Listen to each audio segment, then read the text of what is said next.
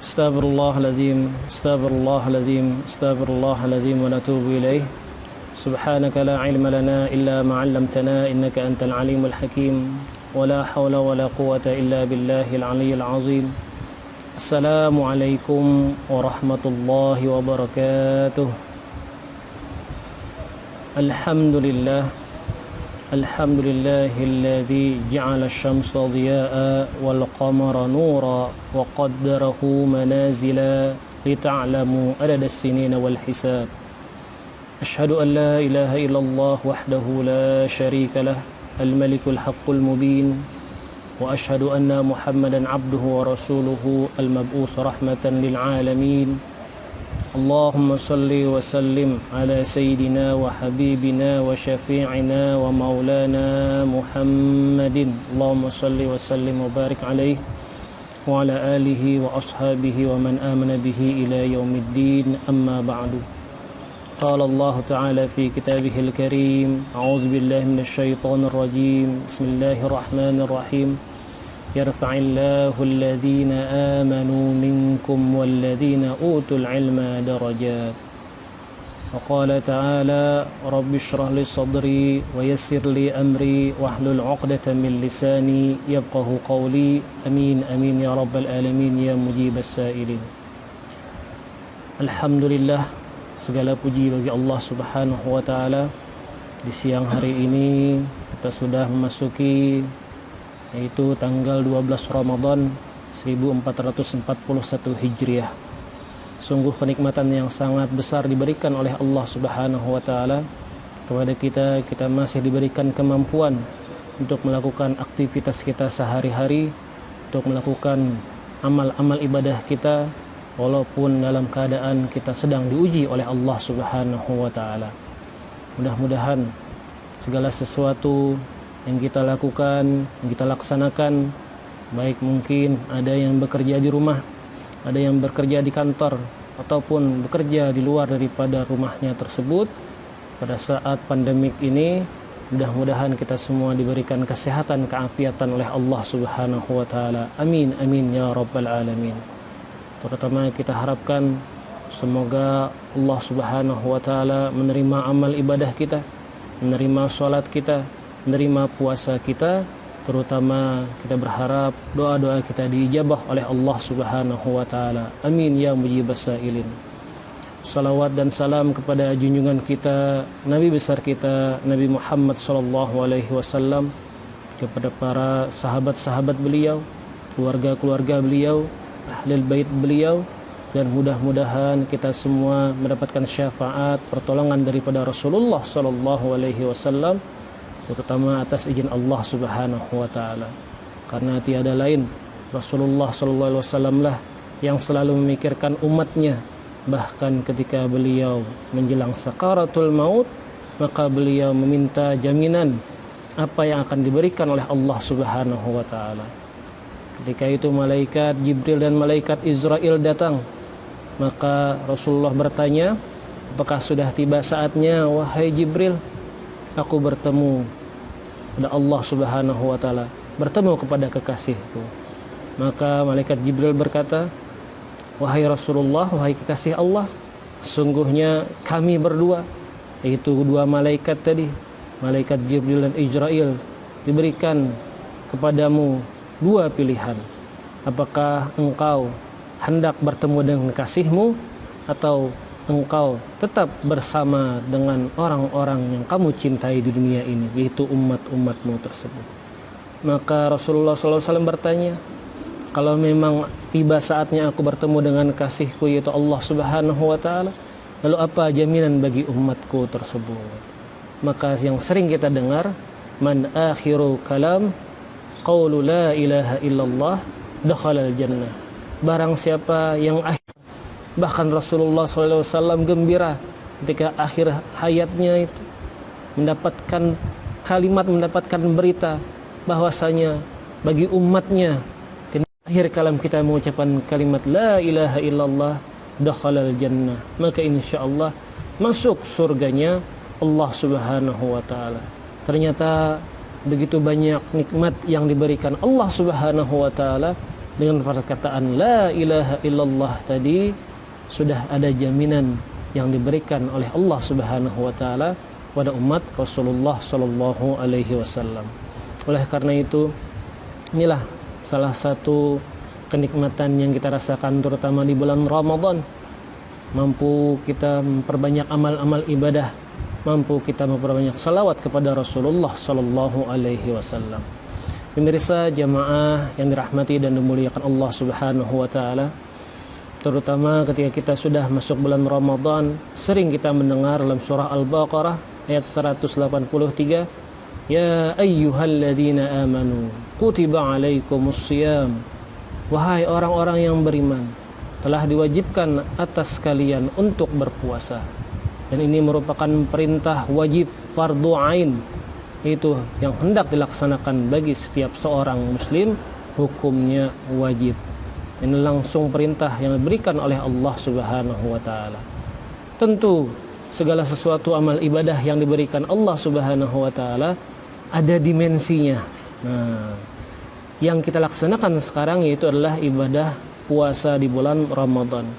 Dan puasa di bulan Ramadan termasuk rukun Islam yang 5.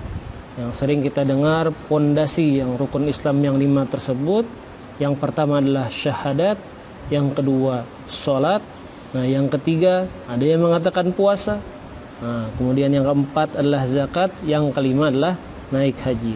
Walaupun ada urutan-urutan yang berbeda lagi. Yang ketiga adalah puasa tadi kan, atau yang ketiga adalah zakat, yang keempat adalah berpuasa. Nah ini urutan-urutan yang ada. Cuma pada intinya rukun Islam yang 5 tadi, salah satunya yang kita laksanakan ini adalah yaitu berpuasa di bulan Ramadan. Tentu yang sering kita dengar istilah kita bahasa Indonesia adalah puasa, tapi istilah bahasa Arab dalam kitab tersebut kutiba alaikumusiyam, nah yaitu siam, berpuasa. Tentu berpuasa segala sesuatu amal ibadah ada tujuannya, ada goalnya. Tapi ibadah inilah yang langsung diberikan jawaban oleh Allah Subhanahu wa taala dalam ayat terakhirnya, dalam akhir ayatnya disebutkan la'allakum tattaqun. Nah, ini seakan-akan sudah menjadi tujuan agar kalian bertakwa. Nah, erat kaitannya antara orang yang berpuasa agar menjadi hamba Allah Subhanahu wa taala yang lebih bertakwa. Bahkan sering kita mendengar kalimat-kalimat takwa ketika kita sholat Jumat. Nah, ya ayyuhalladzina amanu taqullaha haqqa tuqatih, wahai orang-orang yang beriman, bertakwalah kepada Allah Subhanahu wa taala dengan sebaik-baiknya takwa. Pada saat itu kita dianjurkan bertakwa. Tapi memang di luar bulan Ramadan kita tidak berpuasa karena memang bukan bulannya. Tapi tetap kita dianjurkan untuk takwa dengan sebenar-benarnya takwa. Kemasukan kita bulan Ramadan, maka lebih ditingkatkan lagi. Mungkin tadi takwanya dengan amalan ibadah Jumat. Ketika bulan Ramadan, Masya Allah, yudha'af, meningkat lagi, berlimpah lagi, berganda lagi pahala yang diberikan Allah Subhanahu wa ta'ala, terutama la'allakum tattaqun, agar kalian mendapatkan menjadi hamba Allah yang lebih lagi bertakwa kepada Allah. Apa sebenarnya takwa tersebut? Takwa tadi yaitu bisa kita definisikan yang sering kita dengarkan, imtithalul awamirihi wajtinabu nawahihi, itu melaksanakan perintah Allah Subhanahu wa taala dan meninggalkan larangan-larangannya. Tentu dari kata tersebut ada penjelasan yang lebih panjang lagi. Mungkin bisa kita bahasakan, yaitu seseorang hamba yang bertakwa yaitu apabila dia melaksanakan ketaatan kepada Allah Subhanahu wa taala atas petunjuk-petunjuk, atas hidayah-hidayah, dan atas rahmat yang diberikan kepada Allah Subhanahu wa taala kepada dia mampu taat beribadah kepada Allah Subhanahu wa taala. Nah, jadi dapat hidayah, dapat petunjuk, dapat rahmat, dia taat sesuai dengan petunjuk yang diberikan Allah Subhanahu wa ta'ala. Ini kunci agar menjadi hamba Allah yang bertakwa. Lalu sama juga tadi wajtinabu nawahihi, menjauhi daripada apa larangan-larangannya. Maka menjauhi daripada larangan-larangannya, seseorang menjauhi maksiat, seseorang tidak melakukan dosa, seorang meninggalkan perbuatan-perbuatan fahisyah atas dasar petunjuk, atas dasar rahmat dan hidayah daripada Allah Subhanahu wa taala. Jadi ketaatan dan kemaksiatan itu ada petunjuk dan arahan-arahan tadi. Kalau bahasa kita ada SOP-nya. Nah, ada standar operasionalnya. Orang beribadah ada standar operasionalnya. Orang meninggalkan maksiat ada standar operasionalnya. Dan itulah la'allakum tattaqun. Melaksanakan ibadah taat kepada Allah karena ada aturannya, ada petunjuknya. Nah, ada kaifiatnya, ada tata caranya. Dan orang yang meninggalkan maksiat, melakukan dosa, maka ada pun tata caranya, ada kaifiatnya, tidak sembarangan. Seperti kita berpuasa, maka ada aturan-aturan berpuasa. Ya, niat, imsak, menahan tadi. Maka itulah orang yang berpuasa. Kemudian menahan daripada makan dan minum. Waktunya ada. Hatta yatabayyana lakum khaytul abyadu minal khaytil aswad. Sampai ketika sudah fajar tadi, sudah imsak, sudah azan subuh, dan sampai ketika sudah waktu maghrib tadi. Nah, inilah telah dijelaskan kaifiat tata caranya. La'allakum tattaqun. Baik, ketika kita mendapatkan la'allakum tattaqun, terutama siam, tentu pembahasan kita pada hari ini ada dua dimensi dalam setiap ibadah. Itu dimensi yang sering kita sebut dimensi ilahiyah, dimensi ketuhanan, yaitu hablum minallah. Dan ada dimensi yang namanya dimensi insaniyah, yaitu hablum minan nas. Jadi ada hablum minallah, ada hablum minan nas. Dalam setiap amal ibadah memang dua hal itu yang selalu ditekankan oleh Allah dan oleh Rasulullah sallallahu alaihi wasallam.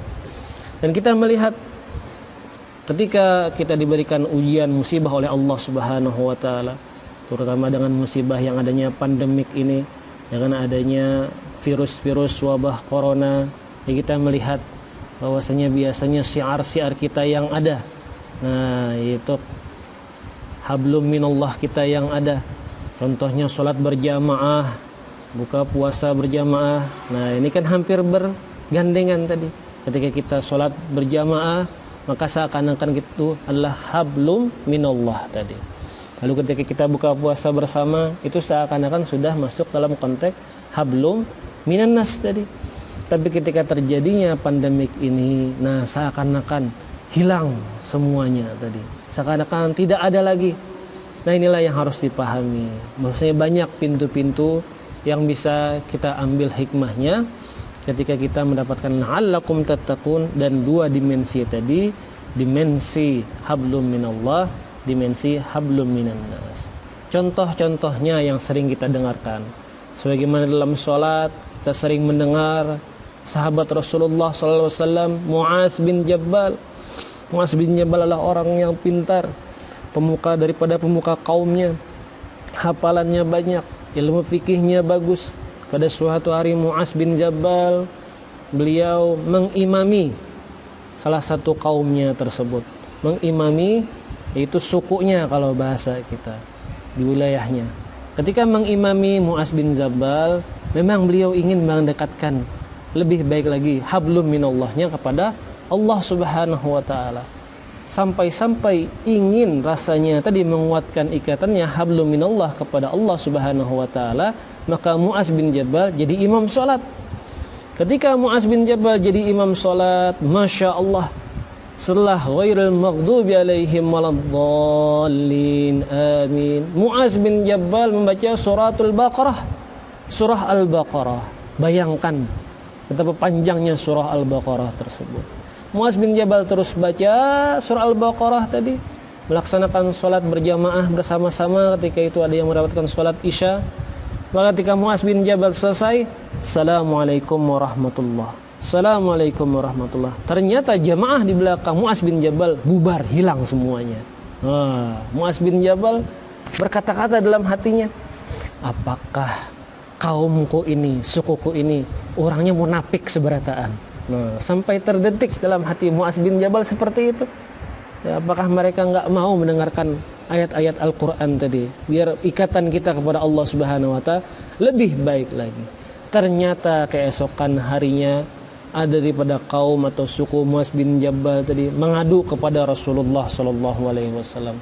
Ya Rasul, Mu'adz bin Jabal mengajak kami sholat isya berjamaah, tapi bacaannya panjang ya Rasul. Nah, akhirnya Mu'adz bin Jabal dipanggil oleh Rasulullah SAW. Wahai Mu'adz bin Jabal, apakah engkau hendak menjadi fitnahan orang? Apakah engkau hendak menjadi cemohan orang? Tidak ya Rasul. Ingatlah Mu'adz bin Jabal, ketika engkau mengimami suatu kaum, maka ringankanlah, karena di sana ada orang yang sedang sakit mungkin, ada orang tua yang sedang uzur, atau ada orang yang memiliki kepentingan keperluan yang lain. Memang niatmu bagus untuk hablum minallah, tapi dalam dimensi sholat pun harus diperhatikan hablum minan nas tadi. Hablum minan nas tadi. Baik, lalu kita melihat konteks puasa ini, dimanakah hablum minallah dan hablum minan nas. Maka ketika kita melihat hablum minallah dan hablum minan nas, ketika bulan Ramadan, Masya Allah, kita ingin syiar-syiar Ramadan ini selalu tersiarkan. Kita ingin taraweh, kita ingin sholat berjamaah di masjid, tapi karena dalam masa virus corona ini, mau gak mau, kita harus mengalah. Nah, inilah yang harus dipahami. Pertama, hablum minallah kita bagaimana? Kita tahu bahwasanya virus corona ini ukurannya kada kelihatan.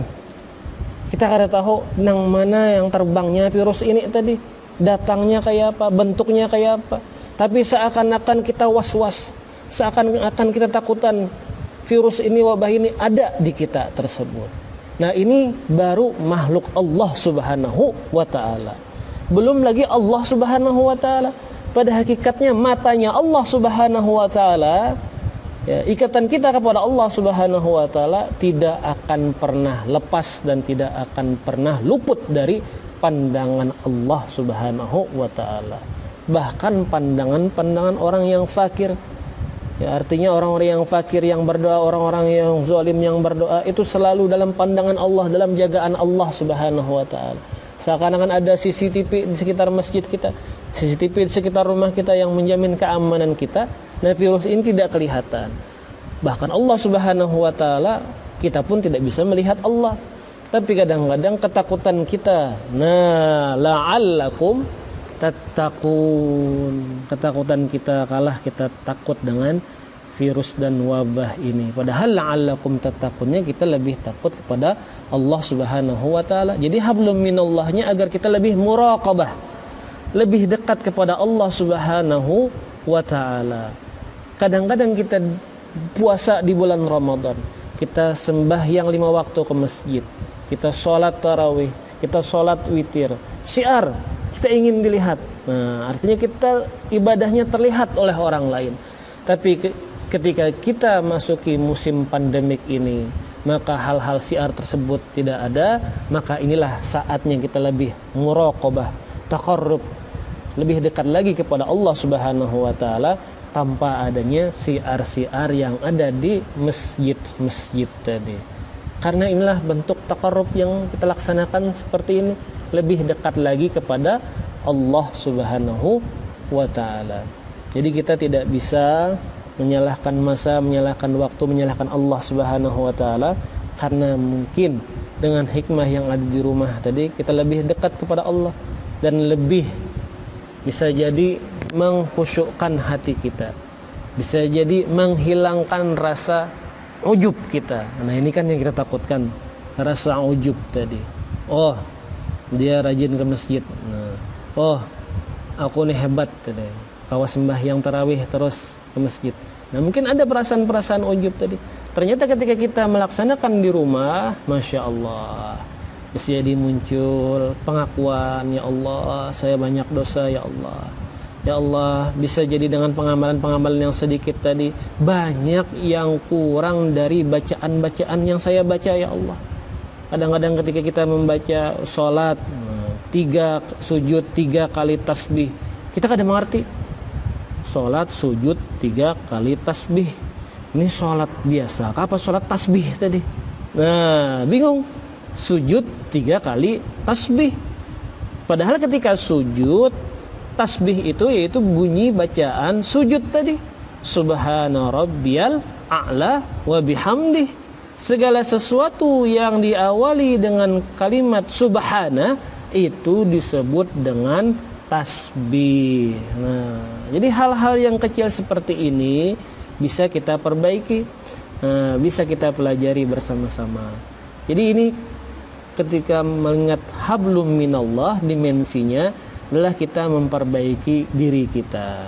Diri kita mendekatkan lagi kepada Allah Subhanahu wa taala tanpa ada tegasak-gasak, tanpa ada tergesa-gesa.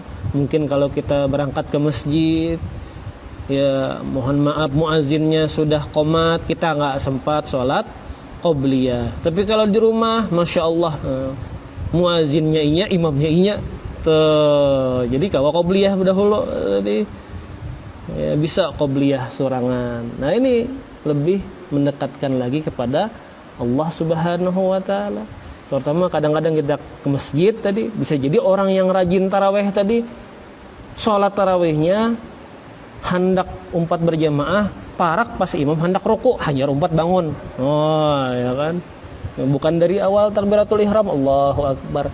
Pas imam hendak rukuk tadi hanyar langsung menyasahi baris, Allahu akbar, dapat jua rukuk tadi. Tapi kalau di rumah, masya Allah. Nah, jadi kau bisa memperbaiki salat kita untuk lebih taqarrub kepada Allah Subhanahu wa taala. Walaupun ya bisa jadi ada yang di rumah bacaannya qul ya qulhu, enggak apa-apa. Alhamdulillah. Yang penting memperbaiki sedikit demi sedikit. Tambah surat yang lain bagus lagi. Nah, ini bentuk daripada hablum minallah. Lalu bagaimana hablum minannas? Nah, kita hablum minannas inginnya buka puasa bersama, taraweh bersama, iftar bersama, ya, atau sahur bersama, sahur indrotnya sudah reda lagi. Nah ini bagaimana? Ketika hablum minannasnya, maka sudah jelas hablum minannas kita pada saat ini, yaitu mungkin kita sering mendengar istilah bersatu kita teguh, bercerai kita runtuh. Nah itu beberapa bulan yang lalu itu bisa kita praktekkan. Tapi ketika sudah masuk pandemik ini ada istilah lain tadi. Bersatu kita runtuh, bercerai kita teguh. Nah, itu. Jadi kebalikannya tadi.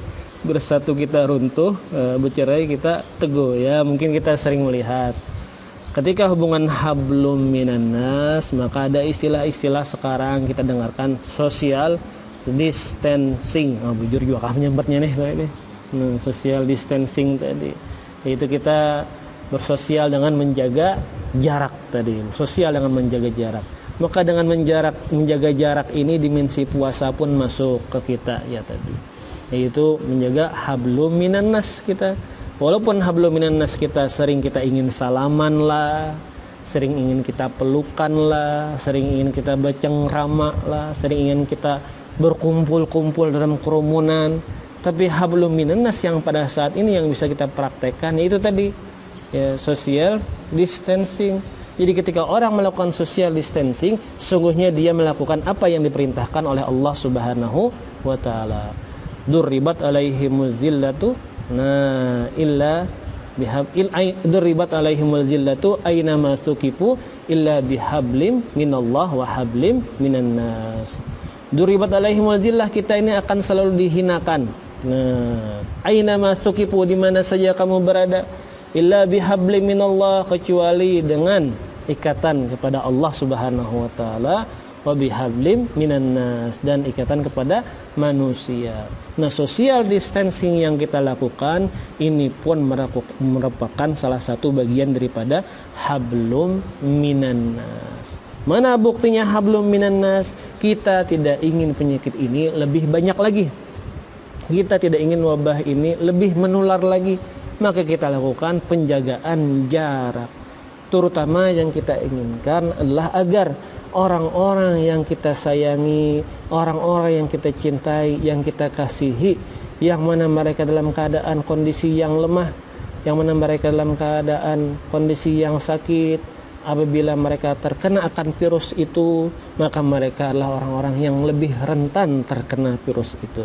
Mungkin kita sehat, mungkin kita kuat dengan wabah-wabah yang ada ini, tapi orang-orang yang lebih lemah daripada kita, itu orang-orang yang sudah uzur, orang-orang yang sudah berumur, ibu-ibu hamil, anak-anak kecil, maka ini mereka adalah orang-orang yang rentan tersebut. Rasul sudah menyebutkan, laisa minna man lam yarham saghirana wa lam yukrim kabirana. Bukanlah daripada golongan kami, kata Rasulullah SAW, yang bukan menyayangi anak-anak kecil atau yang kecil-kecil, yang sogir-sogir tadi, dan orang-orang yang tidak menghormati yang lebih tua tersebut. Nah, inilah yang dipraktekkan oleh Rasulullah Sallallahu Alaihi Wasallam. Jadi kita bisa pahami, bukan berarti orang yang menjaga jarak itu orang yang takut. Nah, bukan berarti orang yang menjaga jarak tadi adalah orang yang jelek, atau orang yang terlalu was-was, atau orang yang terlalu hatinya gelisah dan bagaimanapun. Tapi itulah salah satu yang diajarkan oleh Rasulullah SAW. Hablum minan nas kita pada saat ini, yaitu menjaga jarak agar wabah ini tidak menyebar lebih luas, sebagaimana perkataan-perkataan dan fatwa-fatwa para ulama, yaitu dengan memutuskan rantai-rantai seperti ini, mudah-mudahan wabah ini terputuskan. Nah, pemirsa jamaah Masjid Kajian Zuhur, Masjid Darussalam yang dirahmati dan mulia Allah Subhanahu wa taala, inilah salah satu dua dimensi yang diberikan dalam siam tadi. Kutiba alaikumus siyam la'allakum tattaqun, diwajibkan atas kita berpuasa agar kita lebih bertakwa kepada Allah Subhanahu wa taala. Ada dimensi hablum minallah, ada dimensi hablum minan nas. Dimensi hablum minallahnya kita selalu diawasi oleh Allah Subhanahu wa taala. Jika kita selalu merasa diawasi oleh Allah Subhanahu wa taala, maka muncullah kita perasaan-perasaan takut kepada Allah Subhanahu wa taala. Puasa kita takut, batalkah kadakah? Nah, ya kan? Apakah puasa kita ini diterimakah kadakah? Terima atau tidakkah? Ini perasaan takut tadi. Dan sama seperti takutnya ketika kita menghadapi corona ini. Tapi tentu takut kepada Allah Subhanahu wa taala lebih diutamakan tadi. Yang kedua, dimensi hablum minan nasnya tadi, maka bentuk yang ada sekarang ini adalah social distancing tersebut. Nah, mudah-mudahan dengan pemaparan yang singkat ini bisa kita amalkan dalam kehidupan kita sehari-hari dan bisa kita praktekkan dalam kehidupan sehari-hari, terutama menambah khazanah keilmuan kita, memperbaiki diri kita, lebih mendekatkan diri kepada Allah Subhanahu wa taala. Amin amin ya rabbal alamin. Baik, mungkinlah yang bisa saya sampaikan. Mungkin ada pertanyaan, silahkan. Kalau misalnya kita cukupkan, alhamdulillah.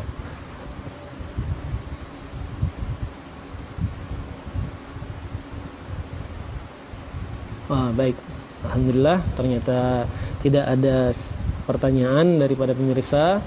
Mudah-mudahan apa yang kita lakukan pada hari ini, apa yang kita dapatkan pada hari ini bermanfaat. Dan semoga Allah Subhanahu wa taala menerima amal ibadah kita, mengampuni dosa-dosa kita, dosa-dosa kedua orang tua kita, memberikan kita kesehatan, keafiatan, panjang umur. Orang-orang tua kita yang sedang sakit, semoga diberikan kesehatan, keafiatan oleh Allah Subhanahu wa taala. Yang telah meninggal, semoga dosa-dosa mereka diampuni oleh Allah Subhanahu wa taala, dan semoga Allah Subhanahu wa taala mengangkat wabah ini, mengangkat bala ini dengan cepat dan segera. Amin amin ya rabbal alamin. Ala hadhihi niyyah ila hadratin nabi Rasulullah sallallahu alaihi wasallam. Al-Fatihah. A'udzubillahi minasyaitonir rajim. Bismillahirrahmanirrahim. Alhamdulillahi rabbil alamin arrahmanir rahim maliki yaumiddin. Iyyaka na'budu wa iyyaka nasta'in. Ihdinas siratal mustaqim. Siratal ladzina an'amta 'alaihim ghairil maghdubi 'alaihim waladdallin. Amin. Amin amin arrahmanir rahim. Bismillahirrahmanirrahim. Wa'afwana ya karim, wa'afwana ya rahim, wa'afwana ya arhamar rahimin. اللهم صل على سيدنا محمد طب القلوب ودوائها وعافية أبدا وشفائها ونور الأبصار وديائها وعلى آله وصحبه وبارك وسلم. اللهم إنا نسألك سلامة في الدين وعافية في الجسد وزيادة في العلم وبركة في الرزق وتوبة قبل الموت ورحمة عند الموت ومغفرة بعد الموت. اللهم هون علينا في سكرات الموت والنجاة من النار والعفو عند الحساب. ربنا لا تزغ قلوبنا بعد إذ هديتنا وهب لنا من لدنك رحمة إنك أنت الوهاب. اللهم أنت شافي لا شفاء إلا شفاؤك شفاء عاجلا كاملا لا يغادر سقما برحمتك يا أرحم الراحمين. اللهم إنا نعوذ بك من الجنون والجذام والبراس والوباء وسيل الأسقام برحمتك يا أرحم الراحمين. اللهم ادفع عنا البلاء والوباء برحمتك ولطفك يا أرحم الراحمين. ربنا هب لنا من أزواجنا وذرياتنا قرة أعين واجعلنا للمتقين إماما. ربنا آتنا في الدنيا حسنة وفي الآخرة حسنة وقنا عذاب النار. صلى الله على سيدنا محمد وعلى آله وصحبه وبارك وسلم. سبحان ربك رب العزة عما يصفون وسلام على المرسلين والحمد لله رب العالمين. تقبل الله منكم منا ومنكم تقبل يا كريم. سبحانك اللهم وبحمدك أشهد أن لا إله إلا أنت أستغفرك وأتوب إليك. Ada salah, ada khilaf, banyak minta maaf, minta ampun. Assalamualaikum warahmatullahi wabarakatuh.